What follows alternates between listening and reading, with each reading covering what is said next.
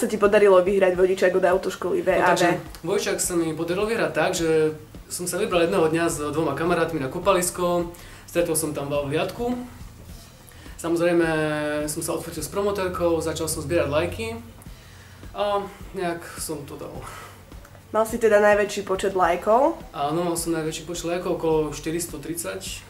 Tak nám prezrieť tajomstvo, ako si ich zbieral, lebo je to dosť veľký počet. No takže, ja som to zobral ako prácu na plný úväzok. Jednak ako mal som prázdniny, nemal som čo robiť, tak ráno som si sadol za Facebook a písal som kamarátom, písal som ľuďom, ktorých vôbec nepoznám, ľuďom z iných krajín, ktorých som poprosil o like. Samozrejme, prv trebalo nadviazať komunikáciu, nešlo to len tak, že prosím vás, lajknite mi. Čiže zabralo mi to dosť veľa času, priemerne niektoré dni až 2 až 4 hodiny som to robil, čiže...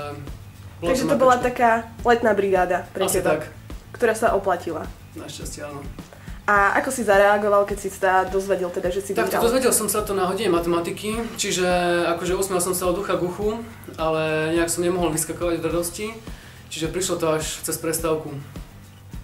Samozrejme sme to tak akože oslavili s kamarátmi, čiže super. Ty už vlastne náš kurz navštevuješ. Áno. O chvíľu ťa čaká ďalšia hodina. Takže ako sa ti u nás študuje?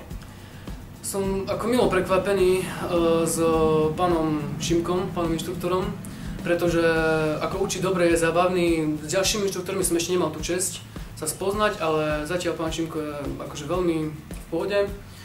A čo by si odporúčil tým, ktorí ešte stále váhajú, že či sa zapojiť do takýchto súťaží? Nikdy neváha, do súťaží sa treba zapájať furt.